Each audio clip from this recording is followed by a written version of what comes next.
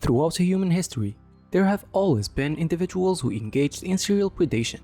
But serial killing as we know it from its forensic aspects is a distinctly modern phenomenon, a product of relatively recent social and cultural conditions to which criminologists can provide fresh insight by accentuating the broad institutional frameworks, motivations, and opportunity structures within which serial killing occurs. And since serial killing is the rarest form of homicide, a few of them out there have walked foot to foot with the demon. In today's video, we're gonna be introducing Joseph James DeAngelo Jr., the original Night Stalker who was known as the Golden State Killer. But before we start, make sure to subscribe and hit that bell to receive our latest notifications.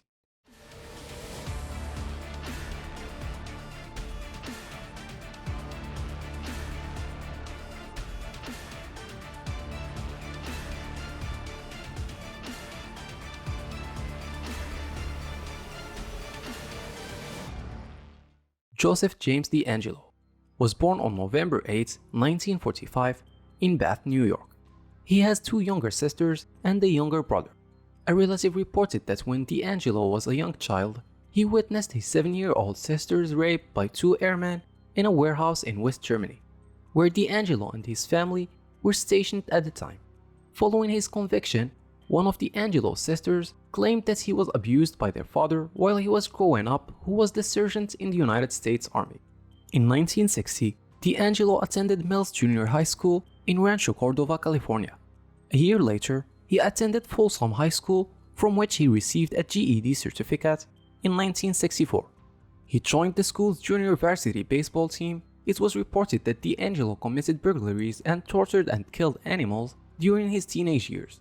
And as you might know, fans of crime out there, this is one of the major anomalies within a potential future serial killer. In September 1964, DeAngelo joined the United States Navy and served for 22 months during the Vietnam War as a damage control man on board of an American cruiser and destroyer, and would later attend Sierra College in Rocklin, California. In the beginning of August 1968, he graduated with an associate degree in police science with honors, and then pursued his studies until earning a bachelor's degree in criminal justice from Sacramento State University. He later took postgraduate courses and further police training at the College of Sequoia in Visalia, then completed a 32-week police internship at the Roseville Police Department. From May 1973 to August 1976, he was a burglary unit police officer in Exeter. He then served in Auburn from August 1976 to July 1979, when he was arrested for shoplifting a hammer and dog repellent. He was sentenced to 6 months probation and fired that October.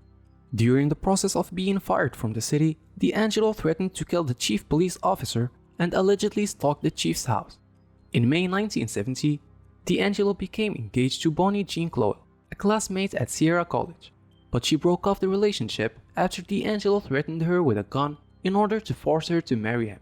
In November 1973, he married Sharon Mary Huddle. Huddle became an attorney in 1982.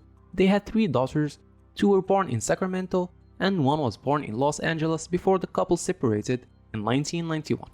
In July 2018, Huddle filed for divorce. They were divorced in 2019. The first recorded murder of DeAngelo was September 11, 1975.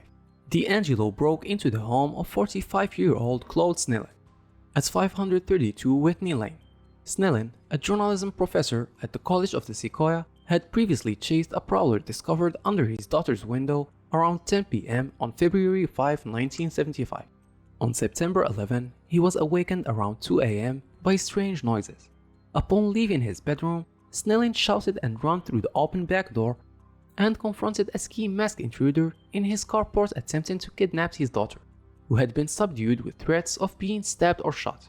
Snellen was then shot twice, staggered back into the house to his wife, and later died.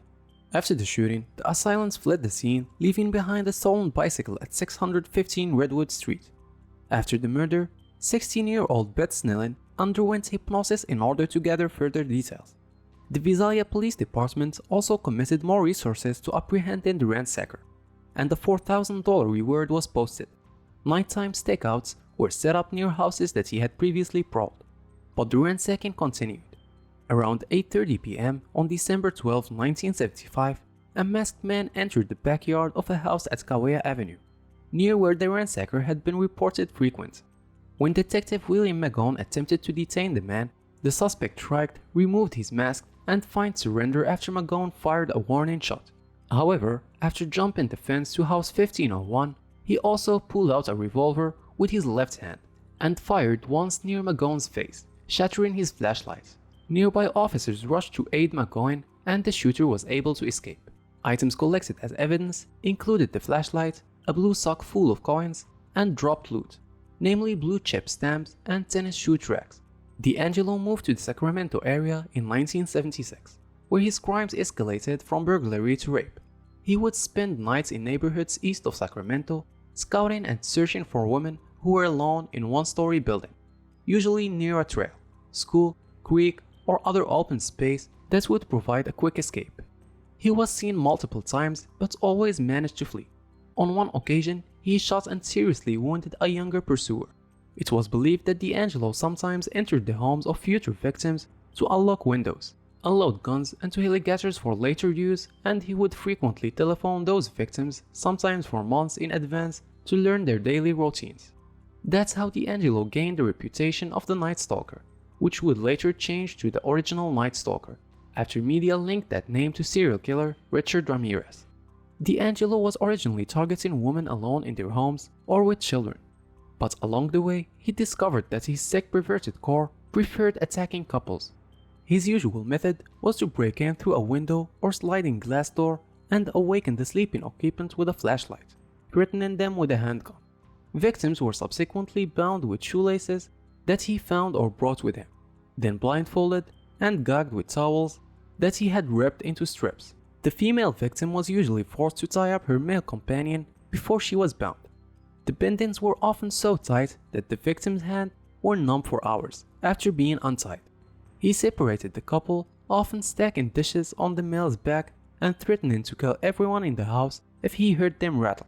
He moved the woman to the living room and often raped her repeatedly, sometimes for several hours. He would sometimes spend hours in the victim's home, ransacking closets and drawers, cooking food in the kitchen, and enjoying a couple of beers, raping the innocent souls once again, or making additional threats. Victims sometimes thought he had left the house before he jumps out from the darkness. He often stole personal objects and items of little value, but occasionally cash and firearms, then creep away, leaving victims uncertain if he had left. He was believed to escape on foot through a series of yards and then use a bicycle to go home or to a car. What is believed to be the first known rape victim received this sadistic threatening call from D'Angelo.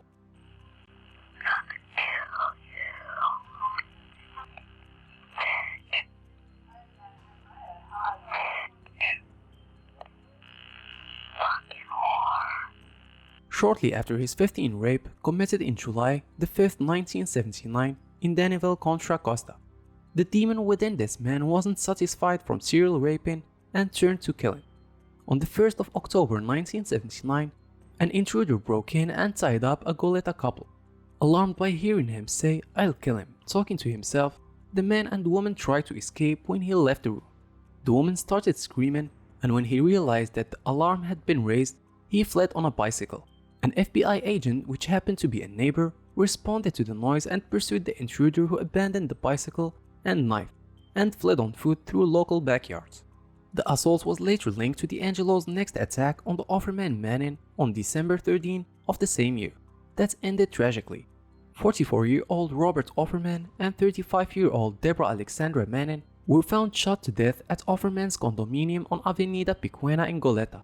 Offerman's pendants were untied, indicating that he had lunged at the attacker. Neighbors had heard gunshots. On March 13, 33-year-old Charlene Smith and 43-year-old Lyman Smith were found murdered in their Ventura home. Charlene Smith had been raped. A log from the wood pile on the side of the house was used to bludgeon the victims to death. Their wrists and ankles had been bound with drapery cord. An unusual Chinese knot, a diamond knot, was used on Charlene's wrists. The same knot was noted in the Sacramento East Area Rapist attacks, at least one confirmed case of which was publicly known.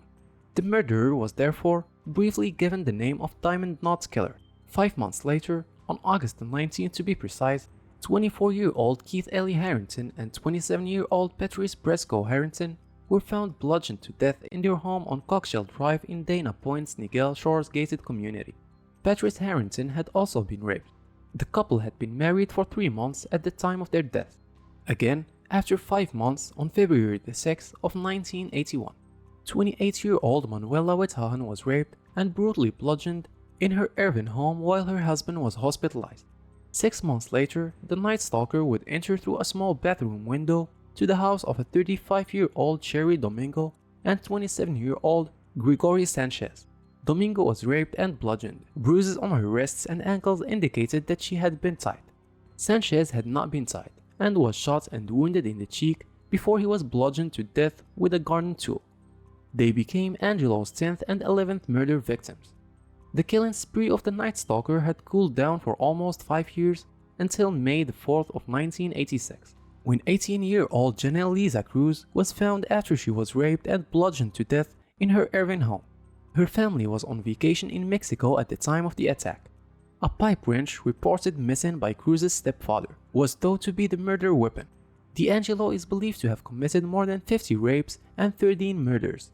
He stayed on the run for almost 42 years until 2018, when an investigator called Paul Halls was clever enough to have the use of genetic genealogy searching on GED Match. When he uploaded the D'Angelo's DNA collected from the rape kit, he and other investigators identified distant relatives of D'Angelo, including family members directly related to his great-great-great-grandfather dating back to the 18th century. Based on this information, investigators built about 25 different family trees. The tree that eventually linked to D'Angelo alone contained approximately 1,000 people over the course of a few months. Investigators used other clues like age, sex, and place of residence to rule out suspects populating these trees, eliminating suspects one by one until only D'Angelo remained. They were already sure it was their guy, but to have further evidence for the conviction and prosecution, a DNA sample was collected from his car's door handle and from a tissue found in D'Angelo's curbside garbage can. Both were matched to samples associated with Golden State Killer crimes. On 24th of April 2018, Sacramento County Sheriff's deputies arrested D'Angelo. He made a confession of sorts after his arrest that cryptically referred to an inner personality named Jerry, who had forced him to commit this wave of horrific crimes. On June 29, in a deal to avoid the death penalty, D'Angelo pleaded guilty to 13 counts of first-degree murder and special circumstances, as well as 13 counts of kidnapping.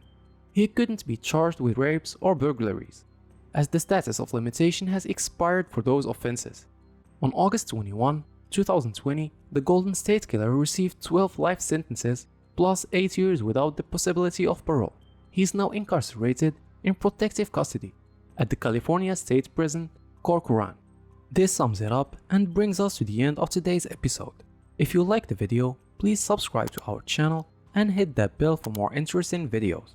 And make sure to share your opinions with us in the comment section below. I will see you in the next one. Take care.